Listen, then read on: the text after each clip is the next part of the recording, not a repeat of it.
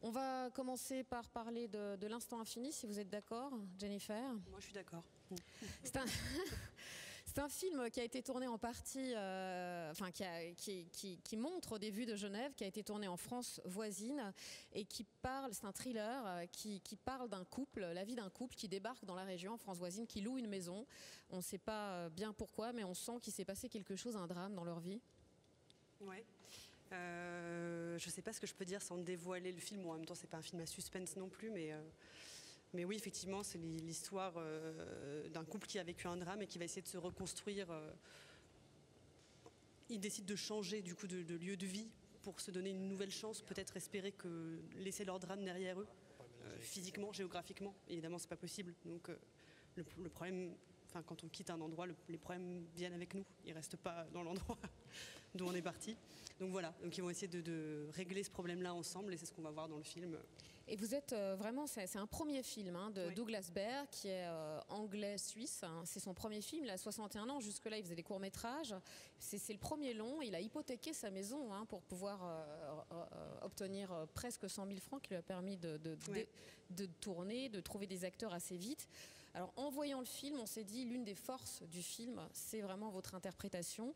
On va en voir un premier extrait. Il y a pas mal de surprises dans lequel votre personnage, qui est une femme qui, pour oublier, se caresse. Voilà, elle passe son temps à se caresser pour essayer d'oublier ses démons, ou en tout cas le drame qu'elle vit. Et c'est un moment très surprenant dans ce film. Il y en a quelques-uns, regardez.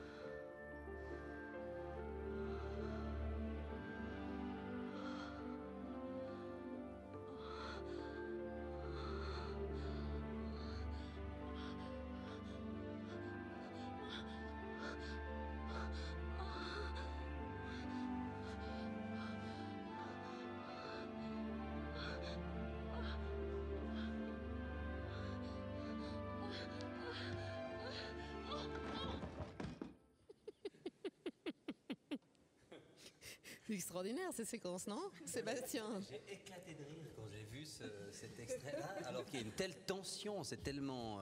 Puis tout à coup, oups, cette chute, puis on se dit, oups, j'aurais pas dû rire, j'aurais peut-être pas dû rire. Un moment si joli, qui ouais, c'est une belle chute, on s'attendait pas à ça. C'est très intense et tout d'un coup... Audrey, vous avez pensé quoi du film, vous? J'ai trouvé très intéressant, vraiment. Je me suis posé pas mal de questions sur justement ce rôle à jouer qui doit pas être simple. Qui doit pas être simple, justement, de se mettre dans la peau déjà de cette femme qui a perdu un enfant et qui a cette souffrance et de se mettre dans cette peau-là. Enfin, je me suis demandé vraiment comment s'accaparer justement ce personnage et puis aussi cet aspect de se dévoiler, de dévoiler toute son intimité et toutes ses... Voilà, je me suis posé cette question et comment ça a été vécu tout au long du film, quoi. Jennifer. Comment tu l'as vécu? Eh alors oui, alors déjà pour la première partie de la question, effectivement, par rapport à la situation que moi j'ai pas vécue, j'ai pas d'enfant en plus, donc je peux même pas... Je peux imaginer ce que c'est la perte d'un être cher. Donc c'est ça le drame qui a été vécu. Oui, du coup on a dévoilé. Allez, on l'a dit, c'est pas grave. On peut le dire. Donc elle a perdu voir le sa film. petite fille, mais allez le voir. De toute façon, c'est pas le point essentiel. On arrive assez vite. Ouais, on le comprend très vite. Ouais. Donc vous n'avez pas perdu d'enfant, mais d'accord. Mais de là, quand vous avez lu le scénario, quand même, vous êtes tout le temps en train de chercher à oublier de cette manière-là ce drame, la perte de cet enfant. Qu'est-ce qui vous a décidé à incarner le personnage, parce que comme dit Audrey, ça va pas être simple en tant que femme, actrice, de se dire bon ok, il m'a choisi, waouh. Non, c'est vrai que c'était pas simple. Quand j'ai reçu le scénario, j'ai lu le scénario, je me suis dit super, c'est pas pour moi. Et je l'ai mis dans un coin. Je me suis dit non, enfin je peux pas du tout jouer ce rôle. Et en termes d'expérience. Et par rapport à ces questions de nudité, etc. Oui, je me suis dit c'est trop gros. Vous avez une trentaine d'années, ça peut vous cataloguer. Oui, voilà.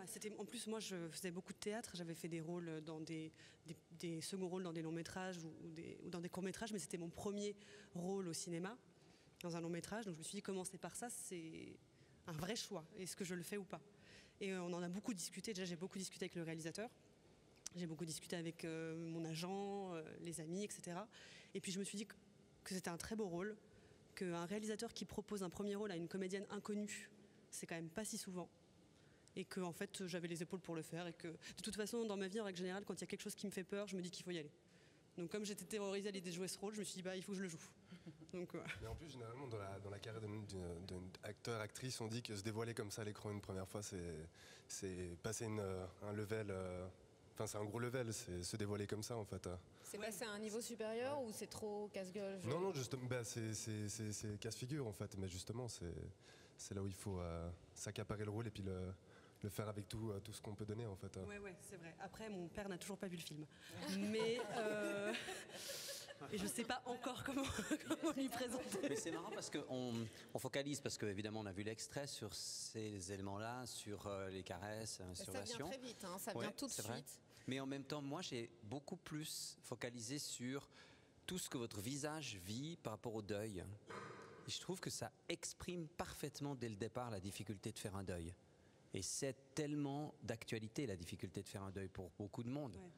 C'est encore plus difficile aujourd'hui qu'hier. Vous parlez la ligne de cœur maintenant, Jean-Marc. Mais alors, je pourrais en parler parce que juste avant de venir ici, hier soir, il y a eu le témoignage d'une maman qui avait perdu un enfant. Donc ça m'a ramené à ça, mais quand même. Mais ça vous a bouleversé. Mais ce qui vous a bouleversé, c'est la manière dont Jennifer transcende le personnage, l'interprétation. Votre visage dans les moments où on est en gros plan ou en plan plus ou moins proche. On lit toute cette difficulté. On n'a même pas besoin que vous parliez sur ces moments-là, quand on comprend tout ça. Et ça, vous avez fait comment pour intégrer ça? Parce que ça, je me suis posé la question, parce que bon, moi, je suis pas acteur, puis je serai jamais acteur. Mais, non, mais vous avez une sœur actrice, il faut le rappeler, Anne Richard, qui joue dans Boulevard du Palais. Cette série, je ne sais pas si elle est toujours diffusée, cette série. Oui, elle est rediffusée. Elle est rediffusée avec Jean-François Balmer, un Suisse, Anne Richard, sa sœur. Donc vous connaissez quand même le travail d'acteur.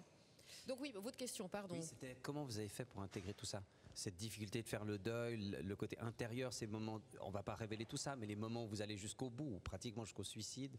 C'est ça que je voulais dire tout à l'heure, c'est que même si je n'ai pas vécu la situation du personnage, mais je crois que cette émotion-là, la douleur, ou ce moment où on est complètement bouleversé par quelque chose et en espèce de dissociation par rapport à... On n'est plus du tout dans son corps, dans sa vie, on est complètement ailleurs, il y a quelque chose qui est plus concret dans ces moments-là. Ça, c'est un sentiment qu'on peut tous... Pardon. Oui, c'est un sentiment qu'on est... Enfin, c'est une douleur qu'on a tous connue, que ce soit lié... On ne peut pas l'exprimer aussi bien que vous, il doit y avoir quelque chose. C'est un métier. Oui, voilà, c'est ça. Il y a plus que le métier, je pense, on a beaucoup travaillé. On a répété 15 jours avant le tournage, ce qui n'est pas toujours le cas au cinéma. On a répété 15 jours dans le lieu, en plus. Une très belle maison de campagne dans laquelle vous vous enterrez. Enfin, le personnage s'enterre et ne sort plus.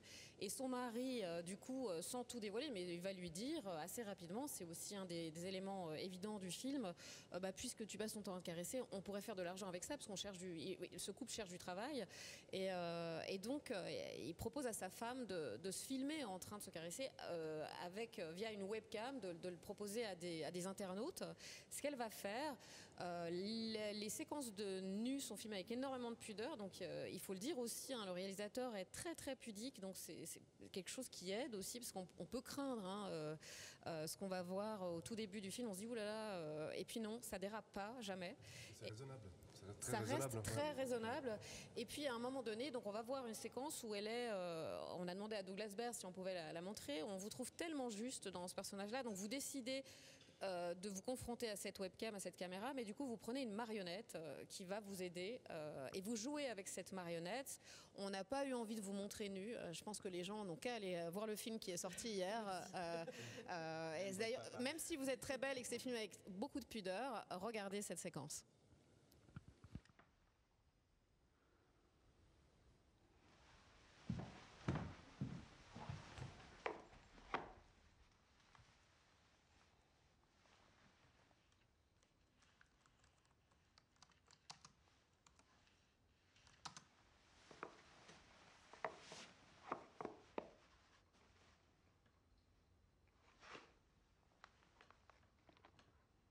Bon, comment je vais t'appeler?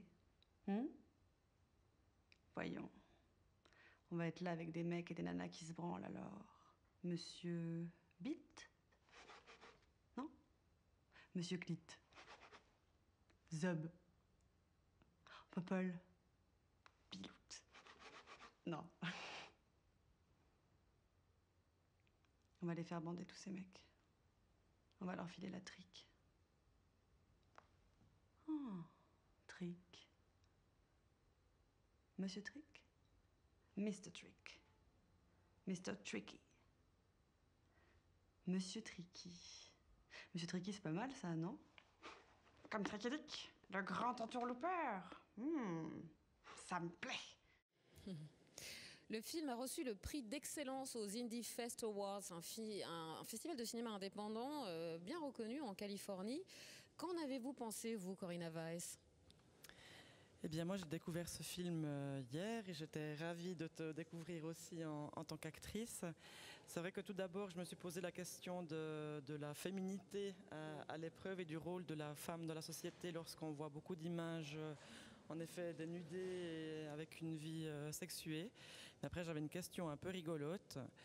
Sans dévoiler trop le film, à un moment donné, tu essayes d'avoir un orgasme devant Maria Métral, qui est... Non, quand même qui est quand même la présentatrice météo de la RTS et qu'on retrouve en internaute, qui est attiré par les gens qui se dénudent face à leur écran.